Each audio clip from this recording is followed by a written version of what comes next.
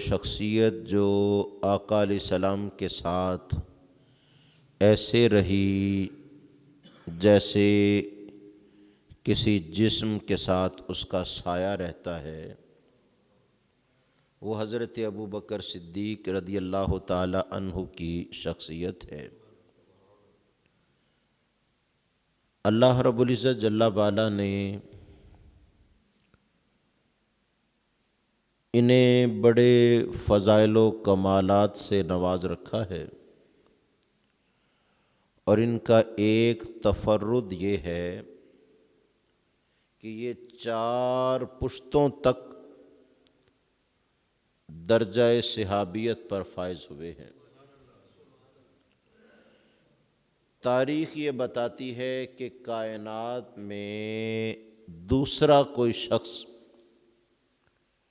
اس درجے کو نہیں پہنچا کہ کسی بھی نبی کے ساتھیوں میں اس کی 4 پشتیں شریک رہی ہوں۔ 4 پشتوں کا مسلمان ہونے کی بات نہیں کر رہے،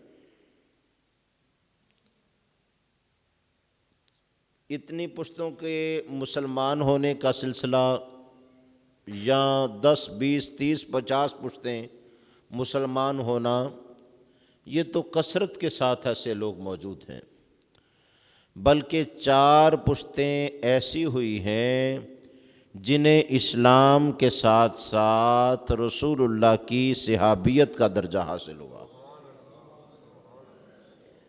اور پوری زمین پر، روئے زمین میں کسی دوسرے شخص کو یہ فضیلت نہیں ملی۔ آپ کے والد گرامی صحابی ہیں، آپ خود صحابی ہیں، آپ کی اولاد صحابی ہے، اور آپ کی اولاد کی اولاد جو ہے وہ صحابی ہے۔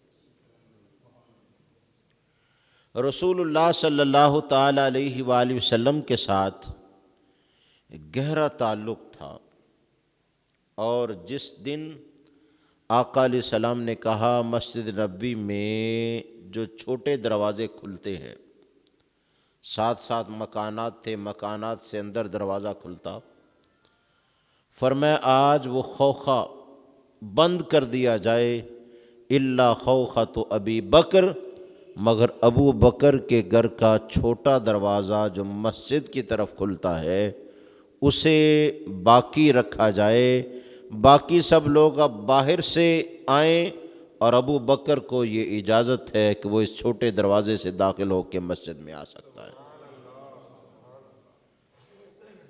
ان کے ساتھ شفقت و محبت کا سلسلہ ایسا تھا، صحیح بخاری میں ہے، سیدتنا عائشہ صدیقہ رضی اللہ تعالیٰ عنہ ارشاد فرماتی ہیں، ہم سب کی ماں کہتی ہے لم عاقل ابوی الا وہما یدینان الدین، فرمایا جب سے میں نے ہوش سنبھالا ہے اپنے ماں باپ دونوں کو دین اسلام پر پایا ہے۔ وَلَمْ يَمُرُّ عَلَيْنَا يَوْمٌ إِلَّا يَأْتِينَا فِيهِ رَسُولُ اللَّهِ صلی اللہ علیہ وسلم طَرَفَيِ النَّهَارِ بُكْرَةً وَعَشِيًّا، کہتی ہیں کبھی ایسا نہیں ہوا کہ سورج طلوع ہو کے غروب ہو گیا ہو، کبھی بھی ایسا نہیں ہوا، ایک دن بھی نہیں گزرا ایسے، مگر اللہ کے رسول صلی اللہ علیہ وآلہ وسلم 2 بار ہمارے گھر میں خود تشریف نہ لائے۔ اگرچہ فاصلہ کم تھا کہ مسجد نبوی میں اس جانب حجرہ عائشہ تھا، آقا علیہ السلام کا حجرہ تھا، اور دوسری جانب تھوڑا سا پچھلی طرف حضرت ابو بکر صدیق رضی اللہ تعالیٰ عنہ کا تھا۔ اب بھی وہ نشانی موجود ہے، حضرت ابو بکر صدیق رضی اللہ تعالیٰ عنہ کا نام وہاں درج ہے۔ فاصلہ تو اگرچہ زیادہ نہیں تھا، لیکن بار بار ملنا، بڑے کا ملنا، یہ شفقت اور انتہائی قلبی لگاؤ کا سبب ہے، ورنہ آج دیکھا نہیں جاتا کہ ایک کمرے میں ماں باپ ہوتے ہیں اور اسی گھر میں اولاد کئی دن تک ماں باپ کو بھی ملنے سے قاصر ہے۔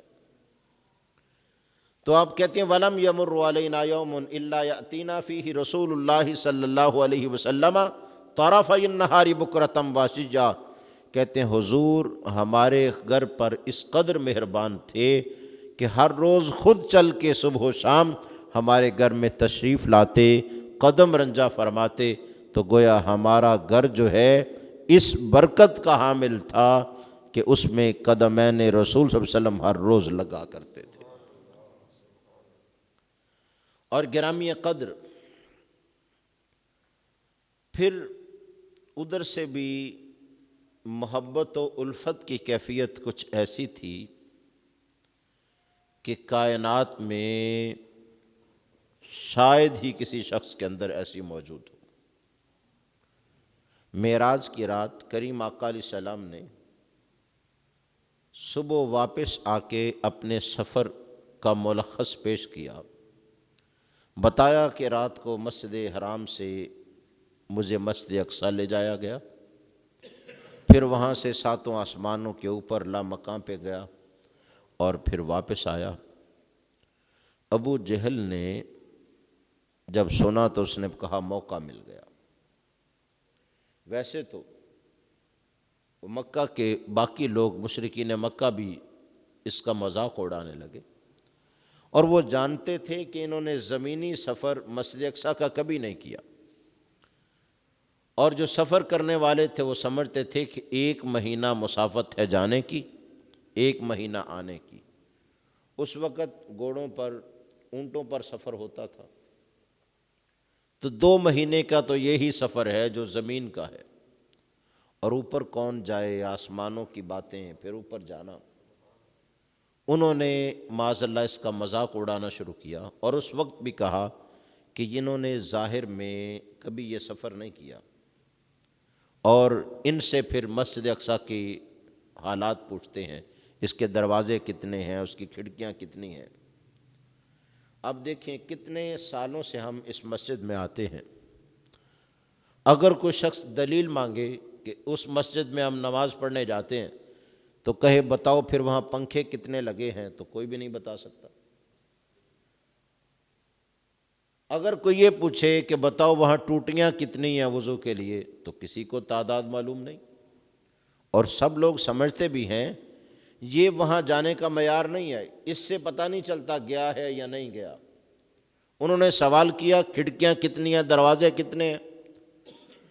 آج اسی کے کھڑکیاں دروازے پوچھے جائیں تو کوئی صحیح نہیں بتا سکتا، شمار کرے گا تو پھر شاید بتا سکے، لیکن چونکہ اللہ تعالیٰ لے کے گیا تھا نا، رب نے کہا محبوب یہ جو سوال کرے نا اس کا جواب بھی حاضر ہے۔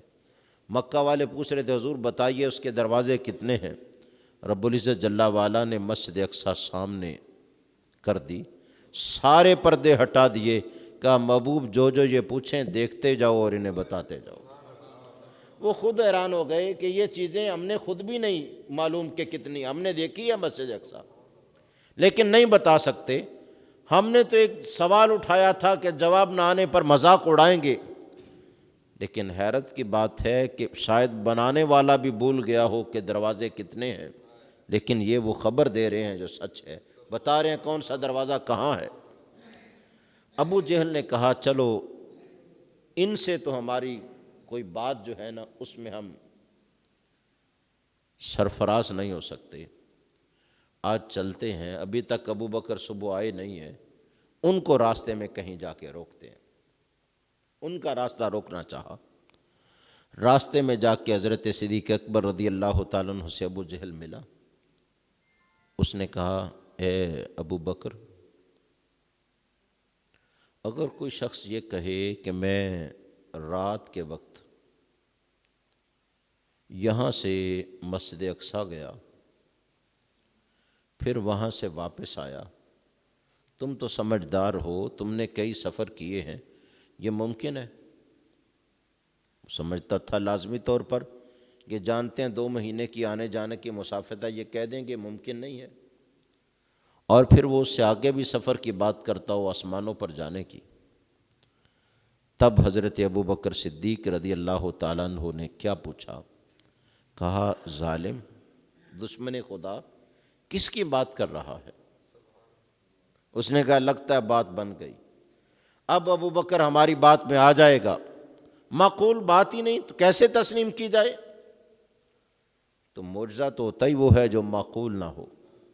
یہ تو اللہ نے اپنے محبوب کا معجزہ ظاہر کیا ہے، جو عقل میں آ جائے وہ معجزہ ہوتا ہی نہیں ہے۔ اسے کیا پتا تھا؟ وہ نہیں سمجھتا تھا کہ ان کا کلمہ پڑھنے والا ان کا کیسا جانثار ہوتا ہے اور اس کے ایمان کی کیفیت کتنی مضبوط ہوتی ہے۔ وہ اپنا ایمان عقل کے ترازو پہ نہیں تولتا پھرتا، ایمان تو کوئی اور چیز ہے، اور جسے میسر ہی نہیں وہ اس کا اندازہ کیسے کر سکتا ہے؟ اور ذات مصطفیٰ کی حساسیت یہ وہی شخص سمجھتا ہے جو اپنا تن من دن سب کچھ رسول اللہ پر قربان کرنے کے لیے تیار ہے۔ دوسرے شخص کو اس کا کیا احساس، وہ کیا سمجھتا ہے، اسے کیا پتا؟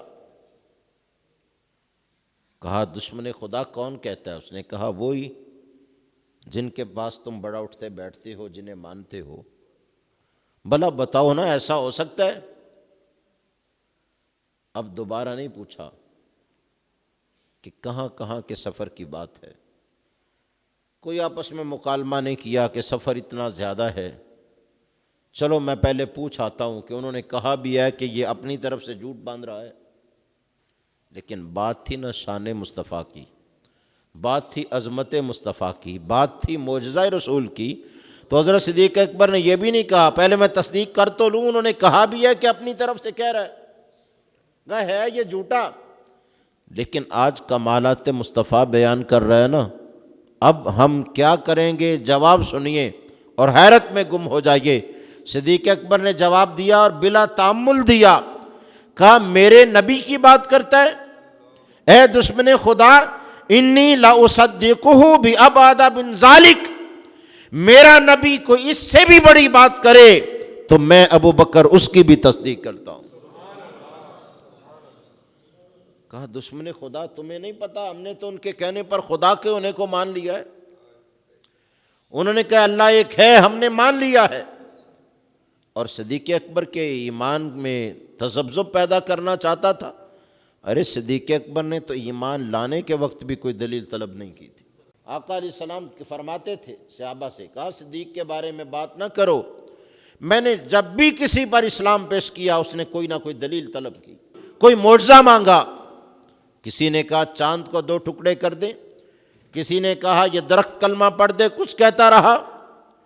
لیکن فرمایا یہ ابو بکر تو ایسا جانثار ساتھی ہے، میں نے اسے کہا نا لا الہ الا اللہ کہہ دو، اس نے کہہ دیا لا الہ الا اللہ۔ میں نے کہا محمد رسول اللہ کہہ دو، اس نے کہا محمد رسول اللہ۔ فرمایا اس نے تو میرے سے کوئی بات بھی نہیں پوچھی، اور اس نے تو میری دعوت پر ہی لبیک کہتے ہوئے سب کچھ پیش کر دیا۔ وہ ابو بکر صدیق رضی اللہ تعالیٰ عنہ ہمیں سمجھا رہے تھے جب بات کمالات مصطفیٰ کی ہو نا تو دشمن بھی کہہ رہا ہو تب بھی مان جایا کرو، اس لیے کہ شان مصطفیٰ کو ماننا یہ بندہ مومن کا وتیرہ ہے، اس سے اس کے دل کو ٹھنڈ پڑتی ہے، اس سے تو سکون ملتا ہے۔ ورنہ کہا جاتا ٹھہر جا، رک جا، یا میرے ساتھ آ، پہلے میں جا کے پوچھوں کہ انہوں نے کہا بھی ہے کہ نہیں کہا۔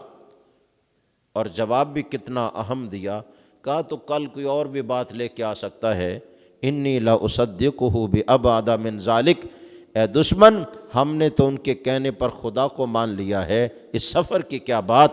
اور میرا رسول آئندہ کو اس سے بھی بڑی بات کہہ دینا، ابو بکر تب بھی اس کی تصدیق کے لیے حاضر ہے۔